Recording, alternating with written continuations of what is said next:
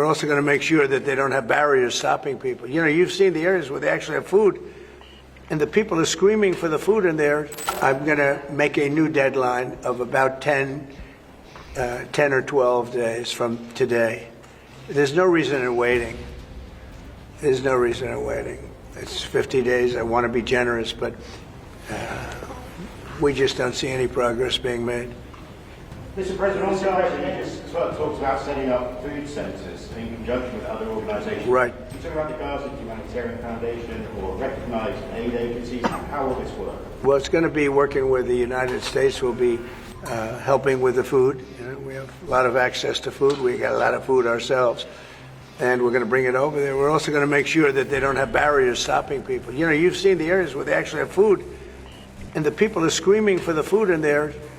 They're 35, 40 yards away, and they won't let them because they have lines that are set up. And whether they're set up by Hamas or whoever, but they're very strict lines, so we have to get rid of those lines.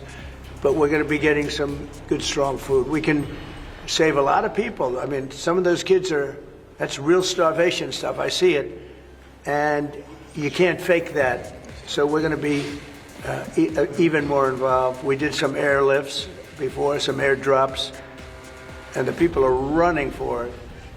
And the Prime Minister is going to help us. They're very effective with that. You've done that before, and for many, they've done that for 100 years very well. So it's not very hard to do, actually. Mr.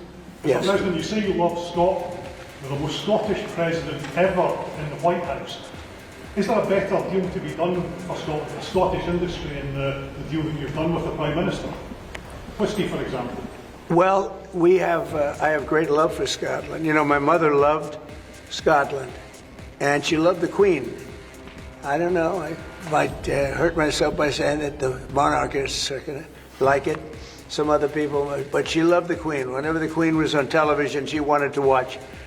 And she would come back religiously. She'd come back to Scotland once a year with my sister Marianne, primarily, and sometimes my sister Elizabeth also.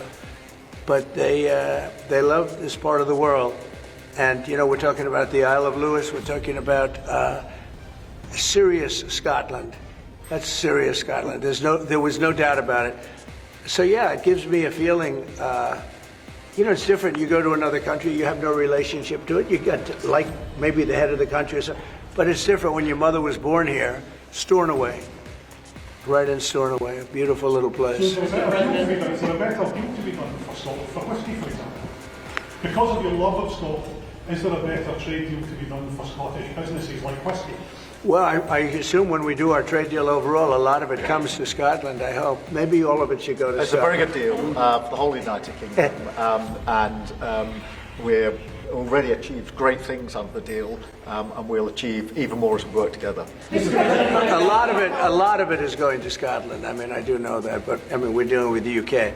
But a lot of it comes to Scotland. And, you know, I was very particular. This is a part of the world I want to see thrive.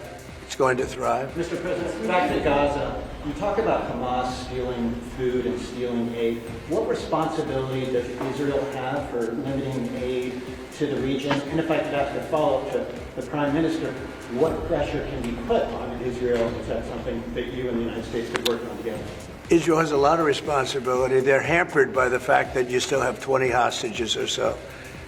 And the people of Israel are very concerned about the 20 hostages. It's very interesting. You could say they could be more concerned about retribution than the 20 hostages, but they really want the 20 hostages to survive and live, to make it. You know, many of the hostages came to my office, in the Oval Office, and I was amazed by, I would ask them the question, was there any sign of love? Was there any sign of, when you were a hostage and you have all of these people from Hamas around you, sometimes 100, sometimes 10, sometimes 2, but you're a hostage and you're being stored in a pipe